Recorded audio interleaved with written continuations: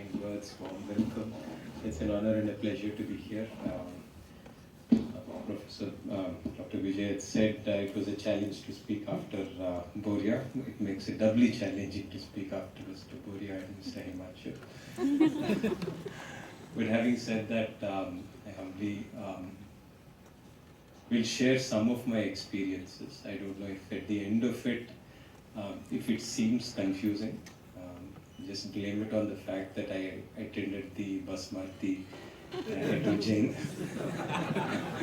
or the two wonderful speeches and the lovely campus here and the presence of such academic persons here and professors here.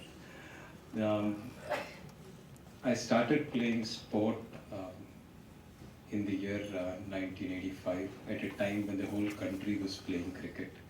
I was very inspired to play cricket. Why I'm saying this is I just want you to know the reality of how sport is. I went to the stadium to join cricket because I broke some window panes and my mom complained. My mom got complaints from the neighbors. And I went to join for cricket. Admissions were full. The next sport which was known to us was tennis. Many years later they told me they didn't make me join tennis because there were too many cars parked outside. I went in to join badminton because it was empty. And when I won the All England, the most prominent newspaper of the country wrote that the day I picked up the racket, I dreamt I'll be an All England champion. No offense, Julia.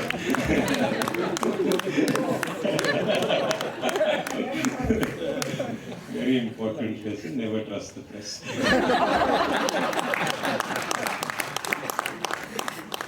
Having said that, growing up in a Telugu family, we had only two professions. Either you're a doctor or an engineer. And to make my life worse, my brother went to IIT. So things at home were tough.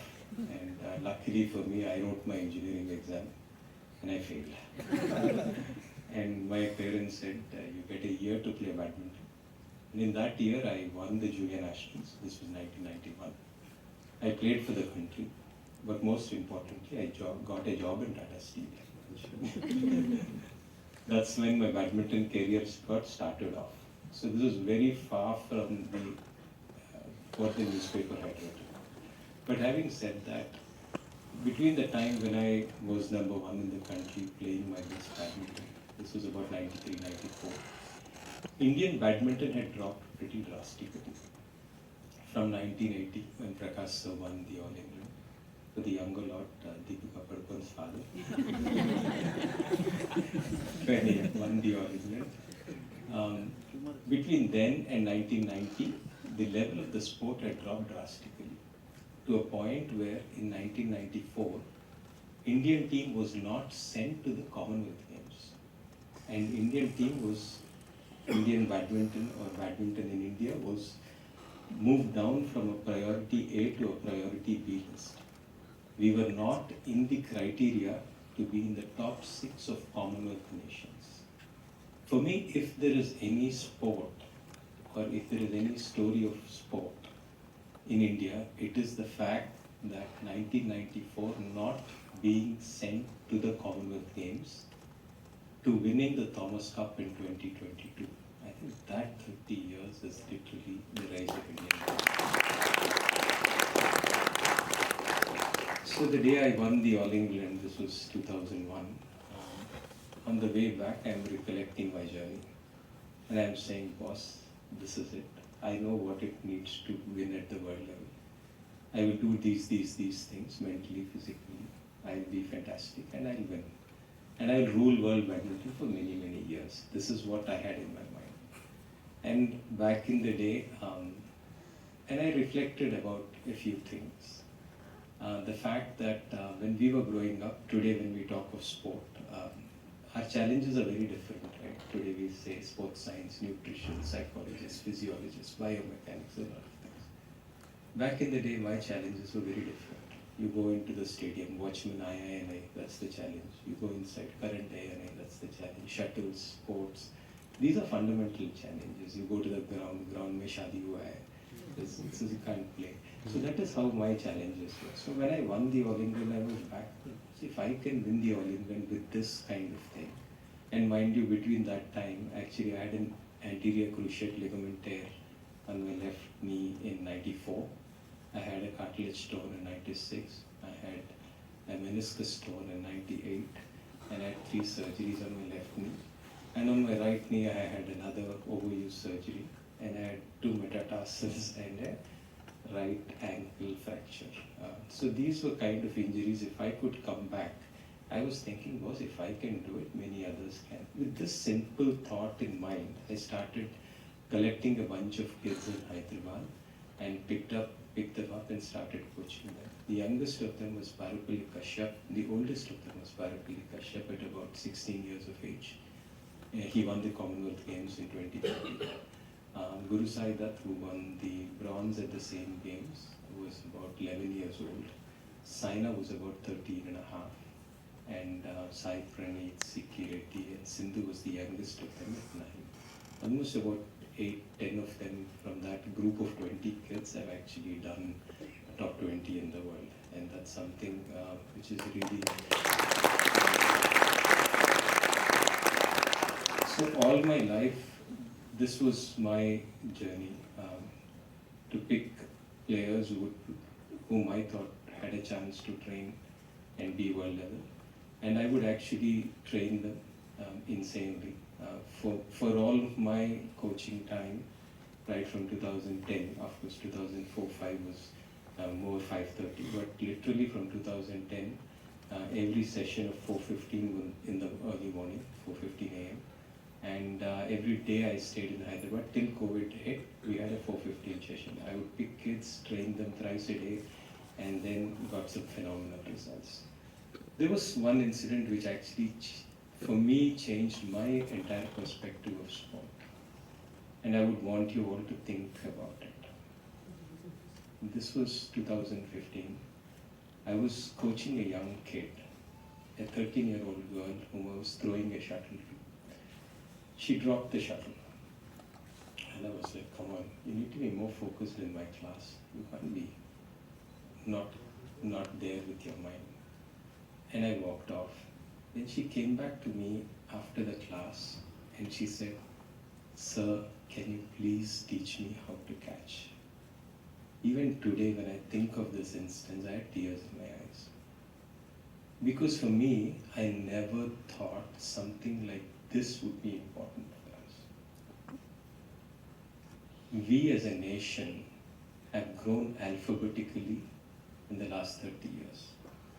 We as a nation have grown numerically in the last 30 years. But if crawling, walking, running, throwing, jumping, diving in some sequence was physical literacy, we as a nation have dropped physically in the last 30 years. Our movement vocabulary is lesser than our parents and our grandparents. It's a subject which we need to think about. This started to hit me hard. And I thought excellence and winning medals doesn't matter. What truly matters is all my children should actually be able to enjoy life with a full range of motion. This is what seemed very, very... I went back coaching kids, and all I was enjoying my life. And then my mom caught me one day. She's like, "What the hell, you're like, every day you're with young kids and you don't want to coach the senior lot." I told her I have this issue. I can't do it. And she says, "No, just the Olympics is coming, let's do it." So I just went back, trained at the Olympics. And after the drought of the entire Olympics in Rio, Sindhu's medal was so important for the nation, because the nation got its identity in some sense, got its pride back, people were laughing, enjoying the win. And suddenly for me the entire perspective was that true or was this true? What should I balance myself in? At this strange time, there was a very quote from J.R.D. Tata, a great visionary. In the 1930s and 40s, he had written this. He said, a nation doesn't become great by removing poverty. It becomes great when you give its talented few an opportunity to shine, to be the best in the world. And I think that for me is the story of Indian sport. For me, every kid needs to be more physically literate. Everybody needs to explore the length and breadth of their physical being. It's very, very important. And out of that group, if some of them go on to make sport as a career, go on to win medals at the highest stage, let's celebrate it. But let's not leave them, everybody, for the Olympic sports or for excellence. Because we might actually think that both happen simultaneously. One is, and both are the same. Olympics host karenge, sab bacche khelenge, sabka acha hoga, and everything will be fine. No, it doesn't. It doesn't. Olympic medals of the biggest nations went up. And I might be wrong in research sometimes, so excuse me. Australia medals went up, US medals went up, Russia medals went up, but also obesity went up. UK 2012, after the Olympics and all the big hype, adult population sport didn't grow, it actually dropped. And I started to reflect back at what happened to me in school. I would be in the maths class and the teacher would talk math and physics and everything is going over my head. I couldn't figure out head or tail of it. So the teacher would say, Gopi, come, you're tall, you're sleeping in back, come in front. And I'm sleeping in front and she'll get out of the class. I spent all my time in the maths class outside. To say when I wrote my exam, boss, I'll never study math in my life again after my 12th. I'm still okay to do that with a subject. But imagine kids rejected out of physical education class. And if they take that attitude out in life for sport and physical activity, you're basically saying, boss, I'll never do physical activity in my class. Because I remember myself, when there was a cricket match or a football match, we were only about 5-6 of us who would be picked up in every team. There'd be 50%, 60%, yeah, ye nahi chahiye mera. So people would just throw these people off and everybody is being rejected. And imagine what they're thinking, I'll never do sport in class. So you have a bunch of people here who are extremely good because they've had some positive experience of sport in life, who become parents and say, boss, mera bacha khelega. But there'll be a bunch of them who have been rejected out of the sports class. And they become politicians, they won't support sport. They become bureaucrats, they don't support sport. They become parents who say sport doesn't give you everything. So you have these two extremes happening.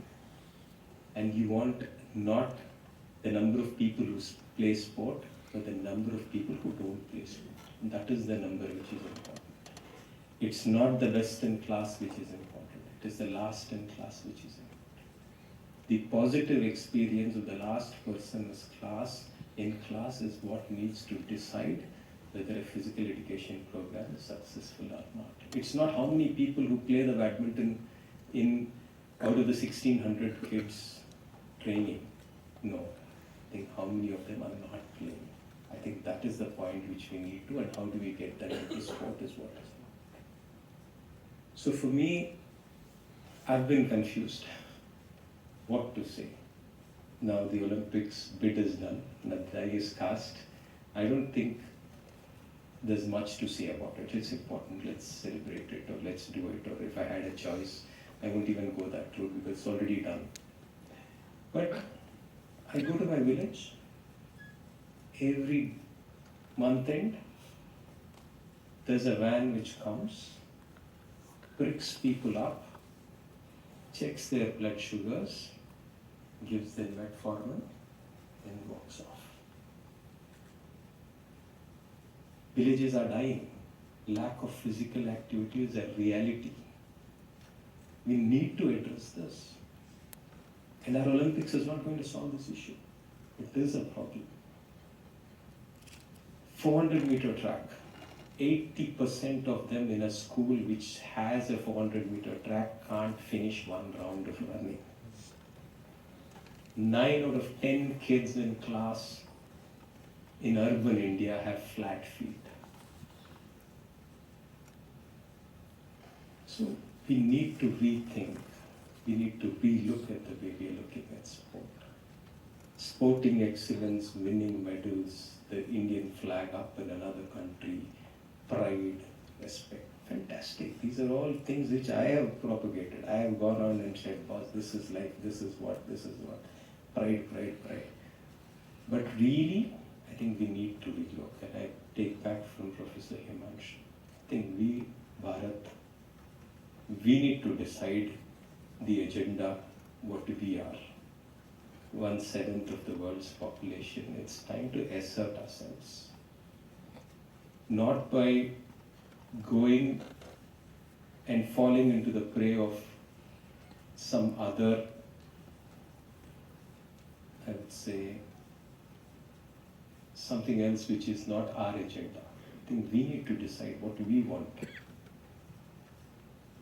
And for that, let's look at sport itself.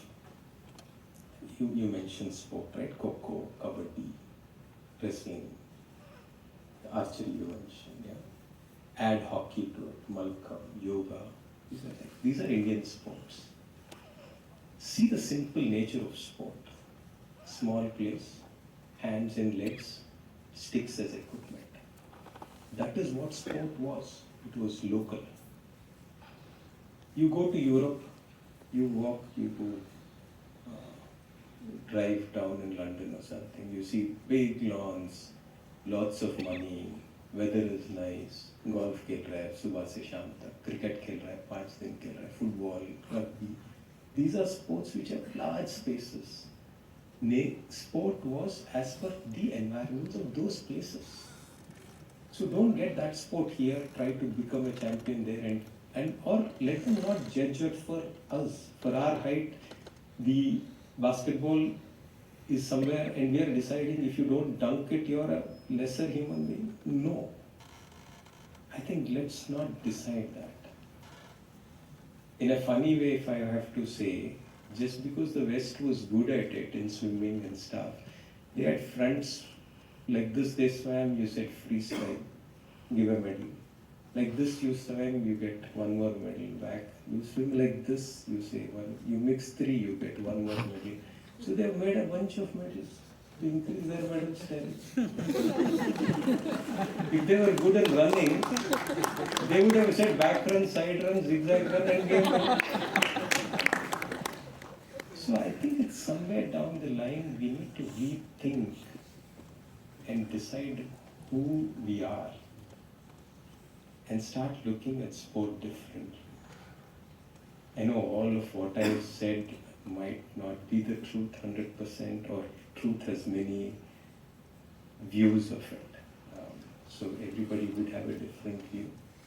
But for me, I think that kid to explore the length and breadth of their physical being, to able to run as far as they can, to throw a ball as high as it can go, to jump and explore their length and breadth is very important before they can become visionaries on the mental side.